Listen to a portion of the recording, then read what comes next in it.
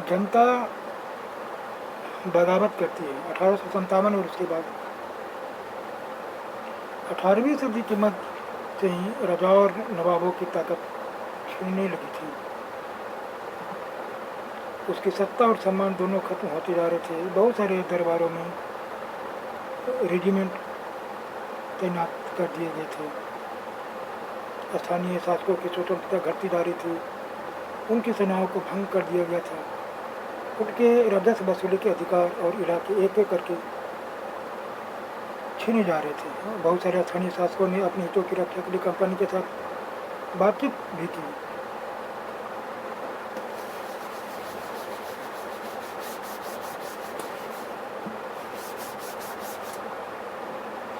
झांसी की रानी लक्ष्मीबाई चाहती थी कि कंपनी उनके पति की मृत्यु के बाद उनके गोद लिए हुए बेटे को राजा मान ले। पेशवा बाजीराव द्वितीय के दत्तक पुत्र नाना साहब ने भी कंपनी से आग्रह किया कि उनके पिता को जो पेंशन मिलती थी वह मृत्यु के बाद उन्हें मिलने लगी। अपनी श्रेष्ठता और सैनिक ताकत के नशे में चूर कंपनी ने इनके निवेदनों को ठुकरा दिया। अवध की रियासत अंग्रेजों के कब्जे में जाने वाली आखिरी रियासत में से एक थी। 1801 में अवध पर एक सहायक संधि थोप ली गई और 1856 में अंग्रेजों ने अवध को अपने कब्जे में ले लिया। गवर्नर जनरल डलहौजी ने ऐलान कर दिया कि रियासत का शासन ठीक से नहीं चलाया जा रहा, इसीलिए शासन को दुरुस्त करने के लिए ब्रिटिश प्रभुत्व जरूरी है। कंपनी ने मुगलों के शासन को खत्म करने की पूरी योजना बना ली थी। कंपनी द्वारा जारी किए गए सिक्कों पर से मुगल बादशाह का नाम हटा दिया गया। 1849 में गवर्नर जनरल डलहौजी ने ऐलान कर दिया कि बहादुर शाह जफर की मृत्यु के बाद बादशाह के परिवार को लाल किले से निकालकर उसे दिल्ली में कहीं और बसाया जाएगा। 1856 में गवर्नर जनरल काइनिंग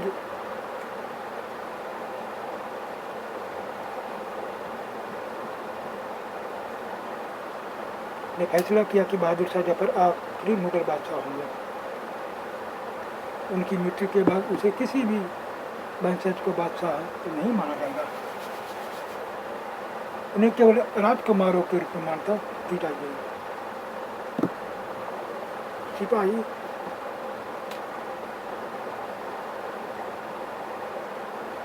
किसान और सिपाही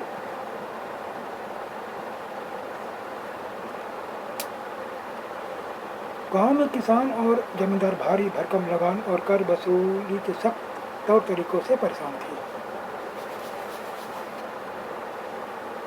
बहुत सारे लोग महाजनों से लिया कर तो नहीं लौटा पा रहे थे। इसके कारण उनकी पीढ़ियाँ पुरानी जमीनें हाथ से निकलती जा रही थी। कंपनी के साथ काम करने भारतीय सिपाहियों के असंतोष की अपनी वजह थी। वे अपने वेतन भत्तों और सेवा शर्तों के कारण परेशान थे। कई नए नियम उनकी धार्मिक भावनाओं और आस्थाओं को ठेस पहुंचाते थे। उस जमाने में बहुत सारे लोग समुद्र पार तो नहीं जाना चाहते थे। उन्हें लगता था कि समुद्र यात्रा से उनका धर्म और जाति भ्रष्ट हो जाएंगे।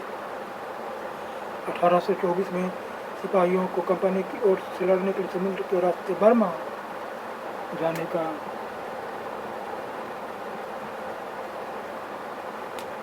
आदेश मिला तो उन्होंने इस हुक्म को मानने से इनकार कर दिया। उन्हें जमीन के रास्ते से जाने में इतराज नहीं था। सरकार का हुक्म न मानने के कारण उन्हें सख्त सजा दी गई।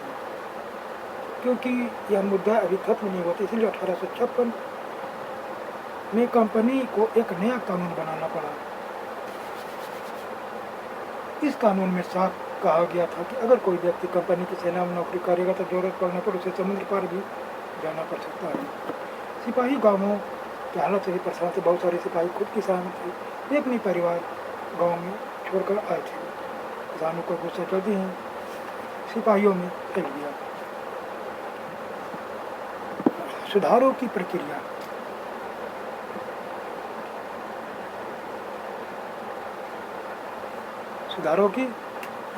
सुधारों पर प्रतिक्रिया। अंग्रेजों को लगता था कि भारतीय समाज को सुधारना जरूरी है। सती प्रथा को रोकने और विधवा विवाह को बढ़ावा देने के लिए कानून बनाया गया। अंग्रेजी भाषा की शिक्षा को जमकर प्रोत्साहन दिया गया। 1830 के बाद कंपनी ने ईसाई मिशनरियों को खुलकर काम करने और यहाँ तक कि जमीन और संपत्ति जुटाने की भी छूट दी। 1850 में एक नया कानून बनाया गया जिससे ईसाई धर्म को अपनाना और आसान हो गया। इस कानून में प्रावधान किया गया था कि अगर कोई भारतीय व्यक्ति ईसाई धर्म अपनाता है तो पुरखों की संपत्ति पर उसका अधिकार पहले जैसा ही रहेगा। बहुत सारे भारतीयों को ये यकीन हो गया था कि अंग्रेज उनका धर्म उनके सामाजिक रीति रिवाज और परंपरागत जीवन शैली को नष्ट कर रहे हैं।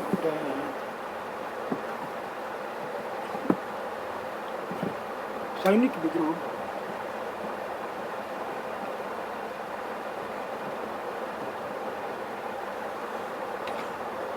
जन विद्रोह बन गया। यद्यपि शासक और प्रजा के बीच संघर्ष कोई अनोखी बात नहीं होती, लेकिन कभी कभी ये संघर्ष इतने फैल जाते हैं कि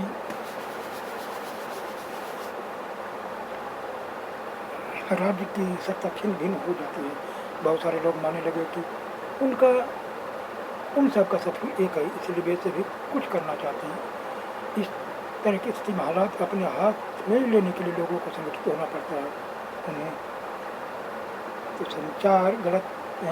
संचार, पहलकदमी और आत्मविश्वास का परिचय देना होता है।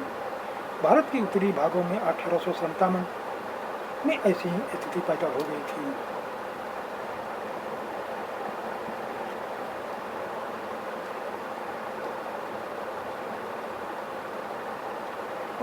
फतह और शासन के तो 100 साल बाद ईस्ट इंडिया कंपनी को एक भारी विद्रोह से जुड़ना पड़ रहा था। मई 1857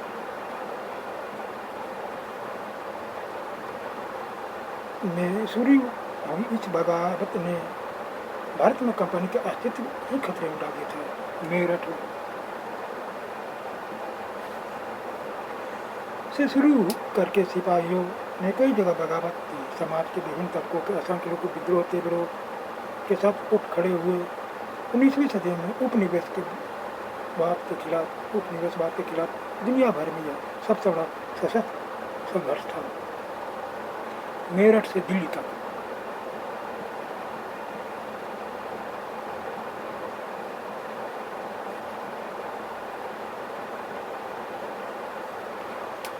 8 अप्रैल 1857 को युवा सिपाही मंगल पांडे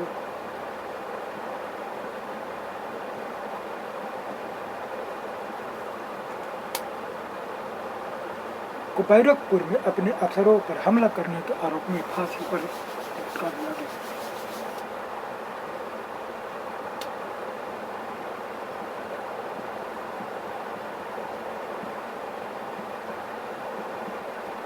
आठ अप्रैल 1857 को मंगल पांडे को फांसी पर लटका दिया गया।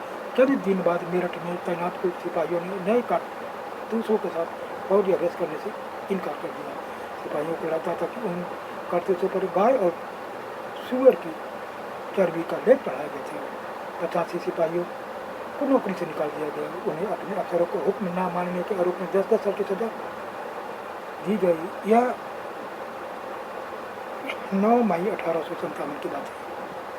मेरठ में तैनात दूसरे भारतीय सिपाही की प्रतिक्रिया बहुत जबरदस्त रही। 10 मई को सिपाहियों ने मेरठ की जेल पर धावा बोलकर वहाँ बंद सिपाहियों को आज़ाद करा दिया। उन्होंने अंग्रेज अफसरों पर हमला करके उन्हें मार दिया। उन्होंने बंदूक और हथियार कब्जे में ले लिया। अंग्रेजों की इमारतों और संपत्तियों को आग के हवाले कर दिया। उन्होंने फिरंगियों के खिलाफ युद्ध का ऐलान कर दिया। सिपाही पूरे देश में अंग्रेजों के शासन को खत्म करने पर आमदा थे। अंग्रेजों के जाने के बाद देश का शासन कौन चलाएगा? सिपाहियों ने इसका बेजवाब छोड़ दिया। वे मुगल सम्राट बहादुर शाह जफर को देश का शासन सौंपना चाहते थे। मेरठ के कुछ सिपाहियों की एक टोली 10 मई को रात को अंधेरे ही दिल्ली पहुंच गई। वैसे ही उनके आने की खबर फैली। दिल्ली में तैनात टुकड़ियों ने भी बगावत कर दी। यहाँ भी अंग्रेज अफसर मारे गए। देसी सिपाहियों के हथियार और गोला बारूद कब्जे में ले लिया। इमारतों को आग लगा दी। विजय सिपाही तो लाल किले की दीवारों के आसपास जमा हो गए। वे बादशाह से मिलना चाहते थे। बादशाह अंग्रेजों की भारी भरकम ताकत से दो दो हाथ करने को तैयार नहीं थे, लेकिन सिपाही भी अड़े रहे। आखिरकार वे जबरन महल में घुस गए और उन्होंने बहादुर शाह जफर को अपना नेता घोषित कर दिया। बूढ़े बहादुर शाह जफर को सिपाहियों की यह मांग माननी पड़ी। उन्होंने देश भर के मुखियाओं और शासकों को चिट्ठी लिखकर अंग्रेजों से लड़ने के लिए भारतीय राज्यों का एक संघ बनाने का आह्वान किया। बहादुर शाह के इस एकमात्र कदम के गहरे परिणाम सामने आए। अंग्रेजों से पहले देश के एक बहुत बड़े हिस्से पर मुगल सम्राट का ही शासन था।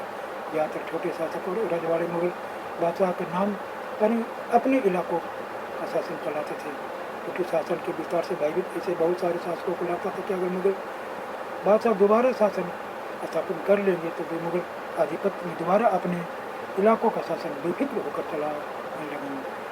अंग्रेजों को इन घटनाओं की उम्मीद नहीं थी। कारतूसों के मुद्दे पर फैली हुई उछल पुछल कुछ समय में शांत हो जाएगी, लेकिन जब बहादुर शाह जफर ने बगावत को अपना समर्थन दिए थे, स्थिति रातों रात बदल गई। जब लोगों को कोई रास्ता दिखाई देने लगता है तो उनका उत्साह और साथ बढ़ जाता है। इससे उन्हें आगे बढ़ने की हिम्मत और उम्मीद और आत्मविश्वास मिलता है।